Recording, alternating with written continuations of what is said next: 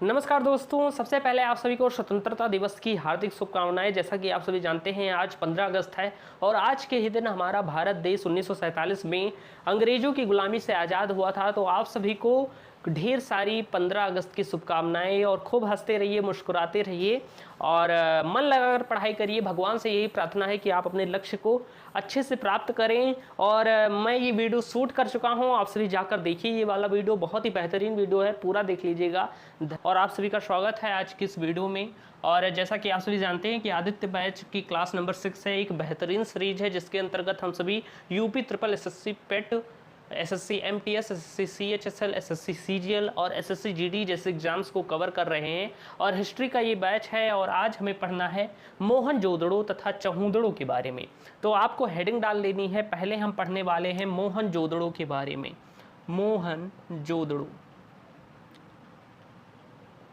मोहनजोदड़ो के बारे में हम सबसे पहले पढ़ेंगे बेहतरीन तरीके से और फिर हम बात करेंगे चौहूदड़ो के बारे में। तो चलिए शुरुआत करते हैं।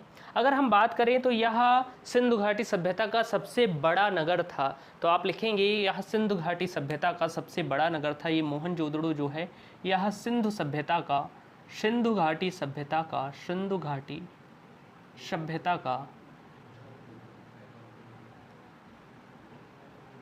सबसे बड़ा नगर था। सबसे बड़ा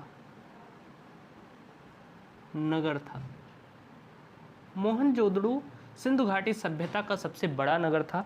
अगर मैं बात करूं मोहनजोदड़ो का अर्थ क्या होता है, तो जैसा कि आप सभी जानते होंगे कि ये जो मोहनजोदड़ो है ये सिंधी भाषा का शब्द है। ये किस भाषा का शब्द है? तो आप कहेंगे ये मोहनजोदड़ो सिंधी भाषा का शब्द है, क्योंकि ये सिंध में स्थित है।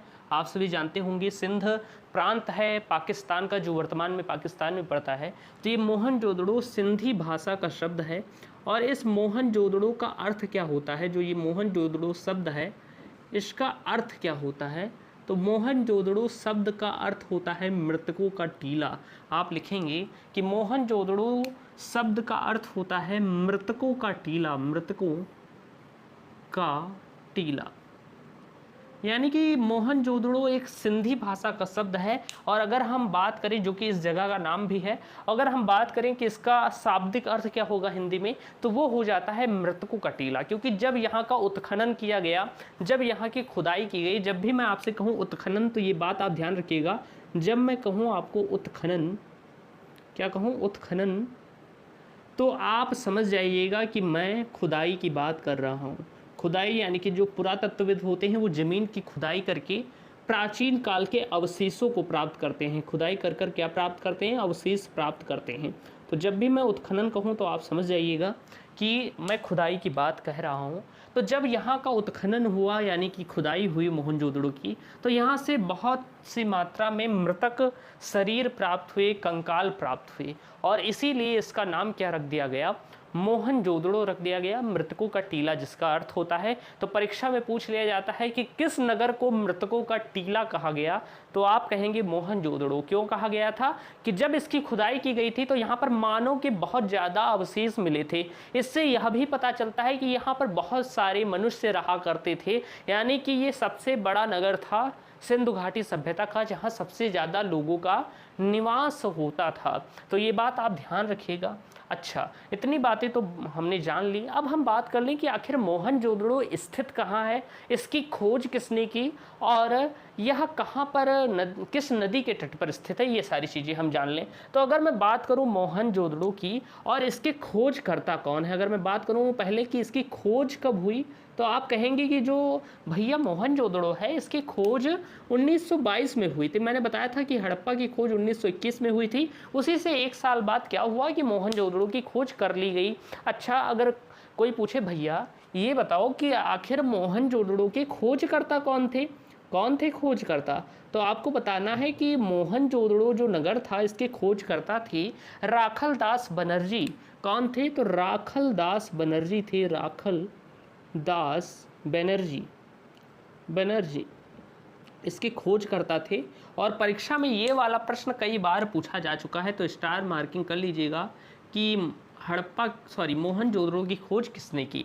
अच्छा, मैं बात करूं कि आखिर ये कहाँ पर स्थित है, जो मोहनजोदड़ो है क्या भारत में स्थित है या पाकिस्तान में स्थित है? तो मोहनजोदड़ो आपका पाकिस्तान में स्थित है। कहाँ पर स्थित है? तो पाकिस्तान के लरकाना ज़िले में स्थित है। तो आप कहेंगे कि मोहनजोदड़ो पाकिस्तान के लरकाना ज़िला है। पाकिस्तान में एक लरकाना ज़िला है, यानी जो ये लरकाना ज़िला है ये कहाँ पर है?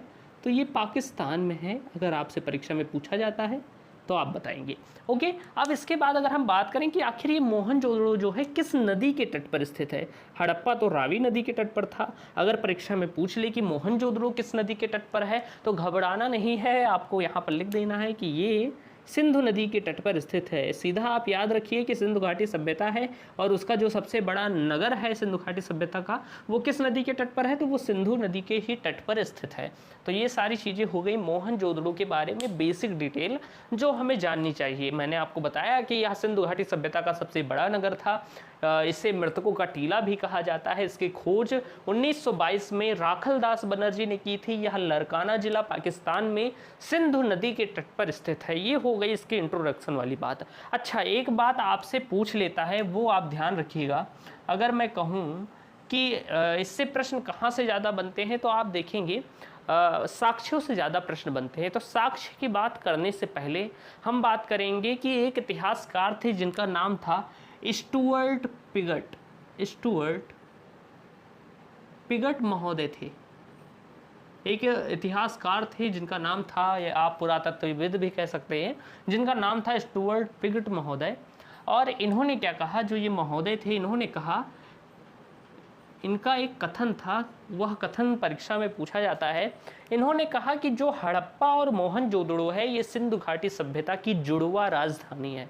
और परीक्षा में ये प्रश्न पूछा जाता है कि सिंधु घाटी सभ्यता की जुड़वा राजधानी कौन सी है, तो आपको बताना है हड़प्पा तथा मोहनजोदड़ो। या आप ऐसे भी प्रश्न बन सकता है, तो इसे ध्यान रखिएगा कि सिंधु घाटी सभ्यता की जुड़वा राजधानी कौन सी है। तो आप कहेंगे कि इन महोदय ने कहा कि हड़प्पा तथा मोहनजोदड़ो, हड़प्पा तथा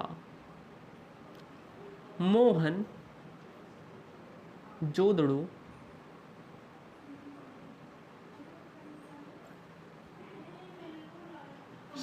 सिंधु सभ्यता की, सिंधु घाटी सभ्यता की जुड़वा राजधानी है। तो स्टुअर्ट पिगट महोदय ने कहा कि जो हड़प्पा तथा मोहनजोदड़ो है ये सिंधु घाटी सभ्यता की जुड़वा राजधानी है। इतनी चीज़ें आपको क्लियर हो गई होंगी। अब हम बात करेंगे कि हड़प्पा सभ्यता से प्राप्त प्रमुख साक्ष्य कौन कौन से थे। तो मैं इसे इरेज कर देता हूँ, या ये मैं यहीं पर बता देता हूँ। तो हम बात करेंगे प्राप्त प्रमुख साक्ष्य के बारे में। प्राप्त प्रमुख साक्ष्य, प्राप्त प्रमुख साक्ष्य के बारे में हम बात करेंगे।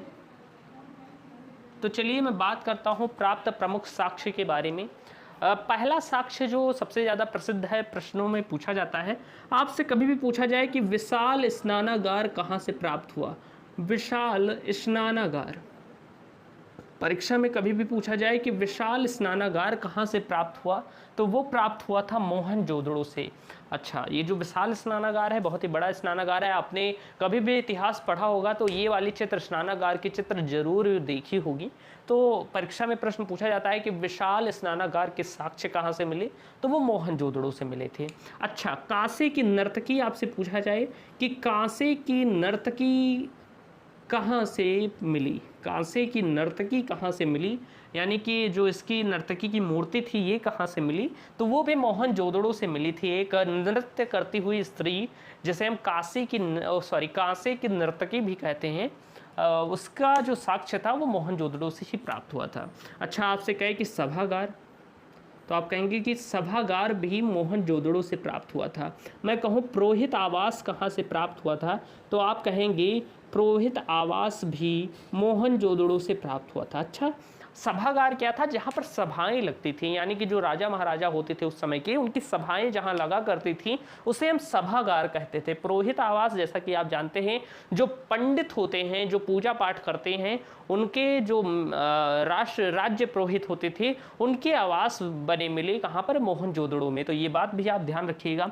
अच्छा, मैं आपको कहूँ कि दाढ़ी वाले महादेव कहाँ से प्राप्त हुए, तो आप कहेंगे मोहनजोदड़ो से। दाढ़ी वाले महादेव की मूर्ति, दाढ़ी वाले महादेव, या कभी कभी इन्हें यह नाम भी दे देता है कि पुरोहित की मूर्ति, पुरोहित की मूर्ति कहाँ से प्राप्त हुई। कभी भी परीक्षा में पूछा जाए कि दाढ़ी वाले महादेव या पुरोहित की मूर्ति कहाँ से प्राप्त हुई, तो वो प्राप्त हुई थी कहाँ से, मोहनजोदड़ो से प्राप्त हुई थी। तो ये बात आप ध्यान रखिएगा। मैं कोशिश करूंगा यहाँ पर चित्र लगा दूंगा दाढ़ी वाले महादेव की, तो आप देख लीजिएगा बेहतर तरीके से। ओके, तो दाढ़ी वाले महादेव आपने कभी ना कभी देखा भी होगा चित्रों में। अगर इतिहास की 6-7 की कक्षा 6-7 की एनसीईआरटी आपने पढ़ी है, या आप थोड़ा भी इतिहास में इंटरेस्ट रखते हैं, थोड़ा भी पढ़ा है, तो आपने इनकी मूर्तियाँ जरूर देखी होंगी, चित्र जरूर बुक्स में देखे होंगे। अच्छा, इसके बाद अगर हम बात करें और क्या मिला मोहनजोदड़ो से, क्या इतनी ही चीज़ मिली थी? नहीं, और भी बहुत सारी चीज़ें मिली थी। मैं बात करूं, अन्नागार भी यहाँ से प्राप्त हुआ था। अब आप कहेंगे भैया आपने तो बताया था कि हड़प्पा से अन्नागार प्राप्त हुआ था, अब यहाँ भी कंफ्यूज कर रहे हैं। तो भैया यहाँ से भी मिला था। यहाँ के लोग भी अन्न को क्या करना, संरक्षित करना जानते थे, रखना जानते थे। तो कभी कभी ये होता है, कन्फ्यूजन इसमें हो जाती है कि 1-2 साक्ष्य ऐसे हैं जो हर जगह लगभग मिल जाते हैं। तो परीक्षा में हो सकता है हड़प्पा ना दे, तो आप क्या करेंगे, तो मोहनजोदड़ो होगा तो मोहनजोदड़ो लगा दीजिएगा। तो यहाँ से भी हमें अन्नागार प्राप्त हुए थे। अच्छा, मैं बात करूं कि और क्या चीज़ें थी, तो आप कहेंगे सबसे ज़्यादा मोहरें यहाँ से प्राप्त हुई थी। मोहनजोदड़ो से सबसे ज़्यादा मोहरें प्राप्त हुई थी, सबसे ज़्यादा मोहरें प्राप्त हुई थी, मोहरें प्राप्त हुई थी, प्राप्त हुई। यानी कि अगर परीक्षा में कभी भी पूछा जाए कि सिंधु घाटी सभ्यता के किस नगर से सबसे ज़्यादा मोहरें प्राप्त हुई, तो आप कहेंगे कि वह नगर मोहनजोदड़ो है, यहाँ से सबसे ज़्यादा मोहरें प्राप्त हुई थी। तो इतनी चीज़ें हो गई, इसे नोट करिए, फिर हम आगे इस पर बात करते हैं। ओके, तो बेहतर तरीके से नोट करते हुए चलिए हम आगे की चीज़ों के बारे में बात करते हैं। इधर अब हम बात करते हैं, मैं इसे इरेज कर देता हूँ, और अब हम समझेंगे जो और कुछ साक्ष्य हैं उनके बारे में।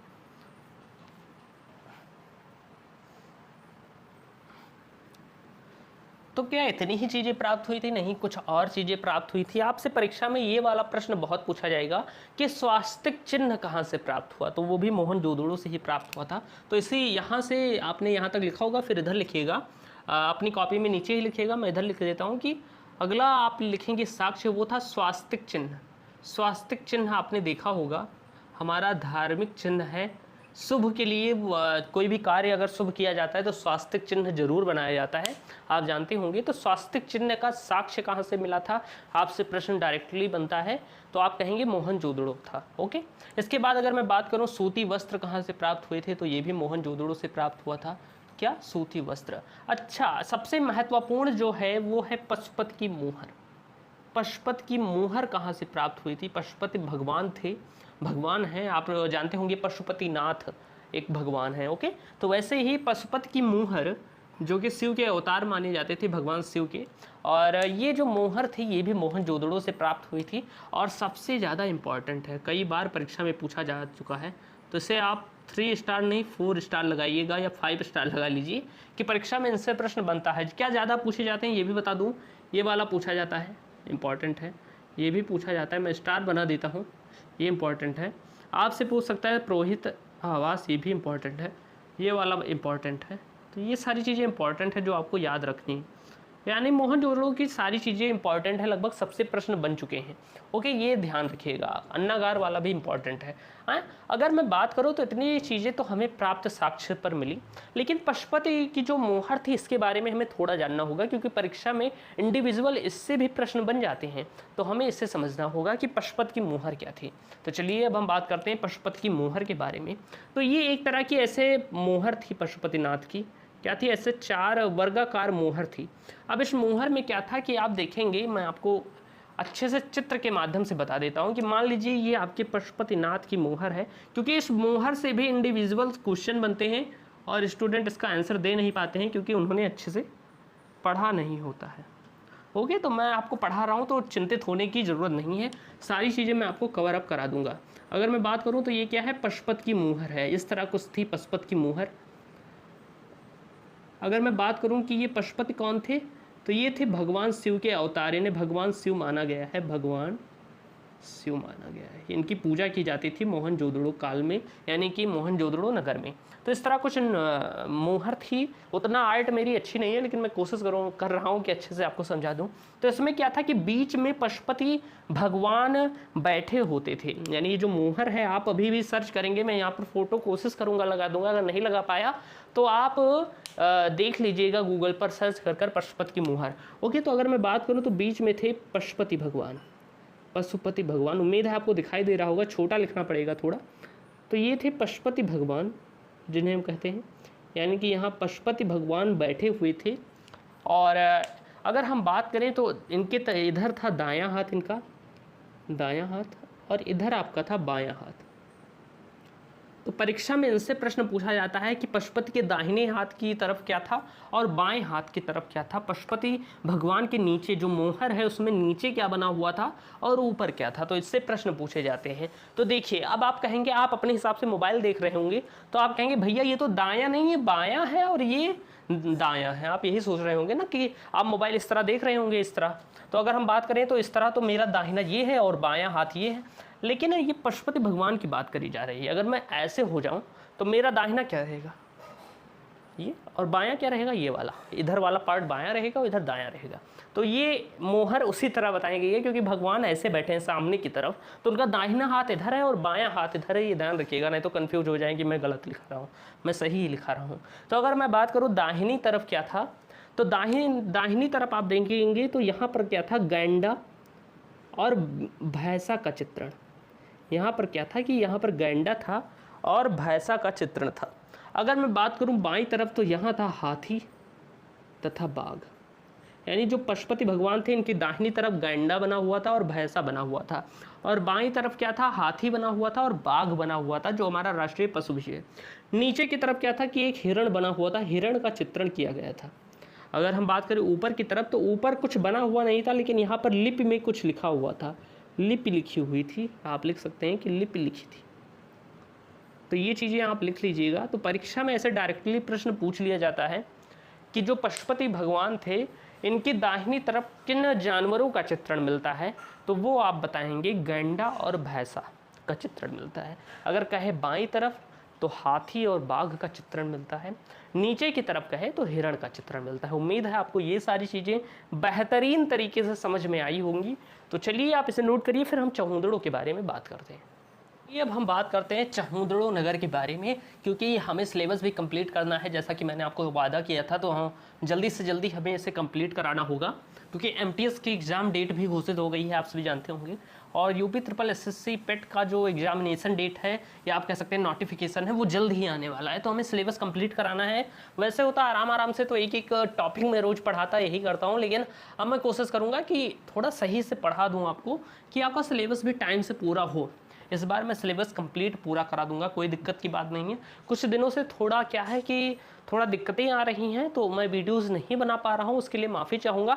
लेकिन एक एक दिन के गैप पर अभी बना रहा हूँ ना, तो ऐसे धीरे धीरे आदत करके मैं रोज़ बनाऊँगा। और जब देखूँगा कि समय कम है तो एक दिन में 2-2 क्लास भी ले लूँगा, कोई चिंता की बात नहीं है।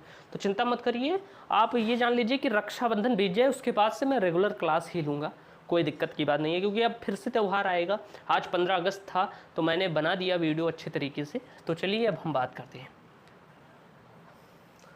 अब हम बात करेंगे चहुंदड़ों की। चहुंदड़ों,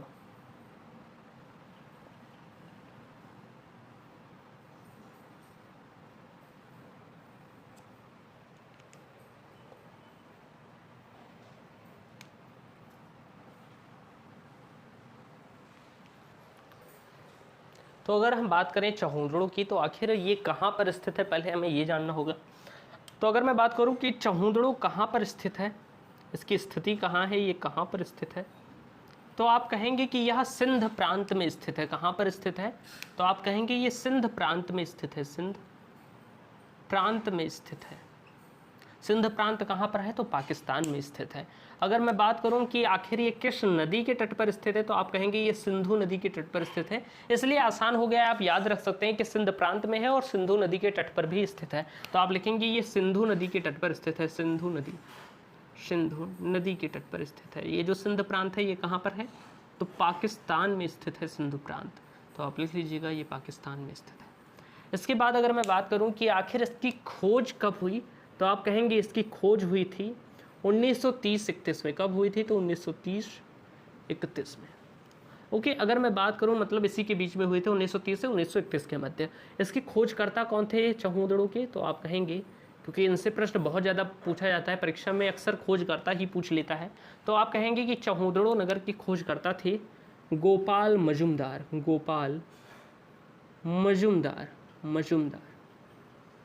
आपसे परीक्षा में पूछे कि सिंधु घाटी सभ्यता का जो नगर था चहुंदड़ो, इसके खोजकर्ता कौन थे? तो आप कहेंगे गोपाल मजुमदार। इंपॉर्टेंट क्वेश्चन है, कई बार पूछा गया है, तो स्टार मार्क कर लीजिएगा, इसे याद कर लीजिएगा।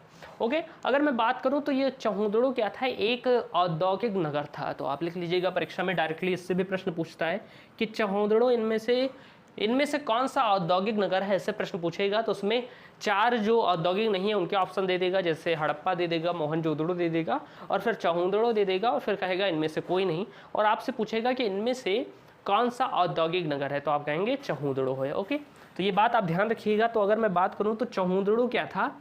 एक औद्योगिक नगर था। लिख लीजिएगा, ये एक औद्योगिक नगर था। क्योंकि चहुंदड़ो की बात ही हो रही है तो उसी के बारे में बताऊंगा। औद्योगिक नगर है ये। अच्छा, अगर मैं बात करूं तो ये एकमात्र नगर था जो दुर्ग रहित था, यानी कि चहुंदड़ो सिंधु घाटी सभ्यता का एकमात्र ऐसा नगर था। चहुंदड़ो, सही से लिख देता हूँ, चहुंदड़ो सिंधु सभ्यता का एकमात्र नगर था। सिंधु घाटी सभ्यता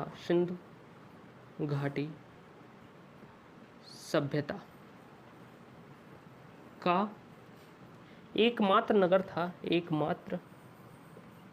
नगर था जो दुर्ग रहित था। क्या था? दुर्ग रहित था। तो आप इसे लिख लीजिएगा कि चहुंदड़ो सिंधु घाटी सभ्यता का एकमात्र ऐसा नगर था जो क्या था? दुर्ग रहित था। परीक्षा में डायरेक्ट प्रश्न पूछ लेगा कि इनमें से कौन सा एकमात्र नगर था जो दुर्ग रहित था, यानी कि जिसमें दुर्ग नहीं बने हुए थे, किले जिन्हें कहते हैं वो नहीं बने हुए थे, तो वो था चहुंदड़ो क्या था? दुर्ग रहित था। तो ये बातें क्लियर हो गई। अब हम बात करेंगे कि चहुंदड़ो से प्राप्त साक्ष्य कौन कौन से हैं। तो चलिए अब हम बात करते हैं कि आखिर इस नगर से क्या क्या साक्ष्य प्राप्त हुए। तो आप लिखेंगे प्रमुख साक्ष्य या आप कह सकते हैं प्राप्त साक्ष्य, कोई भी हेडिंग डाल लीजिए, चाहे प्राप्त साक्ष्य कह दीजिए या प्रमुख साक्ष्य कह दीजिए।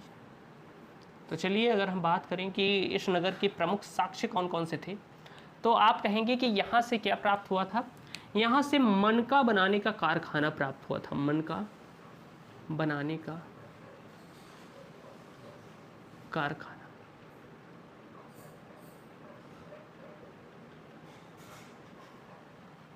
मनका बनाने का कारखाना कहाँ से प्राप्त हुआ था? तो आप कहेंगे चहुंदड़ो से प्राप्त हुआ था। ये मनका क्या होता है? तो धागे में पिरोकर जो माला बनाई जाती है उसे हम क्या कहते हैं? मनका कहते हैं। या क्या है? माला है। यानी कि आप कह सकते हैं कि मोती के धागे में मोतियों को पिरोकर माला बनाई जाती है, उसे मनका कहते हैं। धागे में मोती को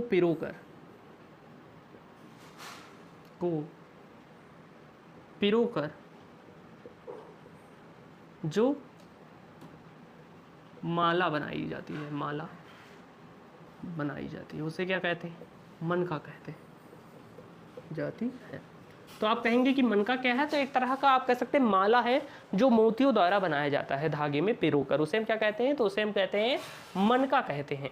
यानी कि जो धागा होता है यही मनका कहलाता है। जो मोतियों को पिरोकर माला बनाई जाती है उसे हम क्या कहते हैं? मनका कहते हैं। यानी कि माला बनाने के जो कारखाने थे, मनका जो हम पूजा पाठ करते हैं, माला जपते हैं ना, तो उसके कारखाने कहाँ से प्राप्त हुए थे? वो चहुंदड़ो से प्राप्त हुए थे। एक पोइट भी है, कबीर दास ने ही लिखा है कि आप कहेंगे कि तन का मन का डाल के मन का फेर, ऐसा कुछ है, मुझे पूरा नहीं पता है, लेकिन वो मनके की बात कही गई है। तो मन का एक तरह की माला होती है। अच्छा, अगर मैं बात करूँ लिपस्टिक, लिपस्टिक के साक्ष्य कहाँ से मिले थे?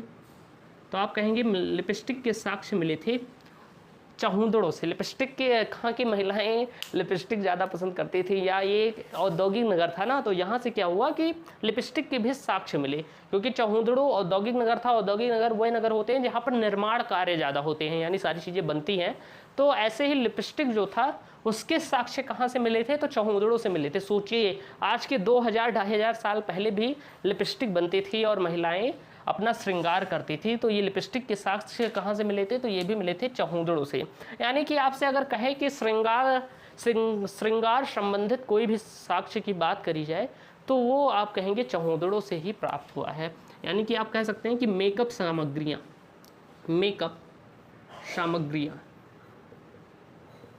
तो परीक्षा में अगर पूछ लिया जाए कि मेकअप सामग्रियां कहाँ से प्राप्त हुई, तो वो चहुंदड़ों से प्राप्त हुई थी। मेकअप से संबंधित कोई भी चीज़ हो तो वो चहुंदड़ों में ही मिलेगी। जैसे आप जान लीजिए शीशा भी चहुंदड़ों से मिला। सुई की बात करें तो ये भी चहुंदड़ों से प्राप्त हुई। अच्छा, अगर मैं बात करूँ कुछ और चीज़ों की, तो गुड़िया के साक्ष्य कहाँ से मिले? तो आप कहेंगे गुड़िया के साक्ष्य भी चहुंदड़ों से मिले थे। स्याही की दवात, स्याही जो पेन होती है, पुराने ज़माने में आप देखेंगे जब हम छोटे थे तो एक पेन आती थी जिसमें स्याही भरी जाती थी। तो वो जो दवात होती थी जिसमें हम रंग को रखते हैं, जो पेन में भरा जाता है, उसे हम दवात कहते हैं। तो हम कहेंगे स्याही की दवात के साक्ष्य कहाँ से मिले थे? तो आप कहेंगे चहुंदड़ों से स्याही के दवात के साक्ष्य भी मिले थे। अच्छा, अगर मैं बात करूँ कि तांबे की इक्का गाड़ी कहाँ से मिली थी? तांबे की इक्का गाड़ी, यानी कि एक इक्का गाड़ी थी जो कि तांबे की थी, खिलौने टाइप में। तो इसके साक्ष्य भी कहाँ से मिले थे? तो आप कहेंगे चहुंदड़ों से मिले थे। ये भी पाकिस्तान में ही स्थित है। अच्छा, अगर मैं बात करूँ कुछ और चीज़ों की, तांबे की इक्का गाड़ी हो गई। अच्छा, मैं बात करूँ कि बिल्ली का पीछा करते हुए कुत्ता का चित्र कहाँ से मिला है? तो आप कहेंगे बिल्ली का पीछा करते हुए कुत्ते का चित्र, पीछा करते हुए कुत्ते का चित्र कहाँ से प्राप्त हुआ है?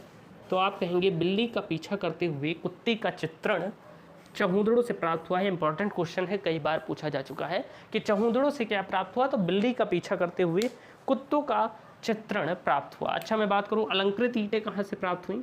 तो आप कहेंगे अलंकृत यानी सजी हुई ईंटें। तो अलंकृत ईंटें कहाँ से प्राप्त हुई? तो आप कहेंगे अलंकृत ईंटें भी चहुंदड़ों से प्राप्त हुई थी। यानी कि अलंकृत में क्या होता है? तो आप कहेंगे सजावटी ईंटें कहाँ से प्राप्त हुई थी?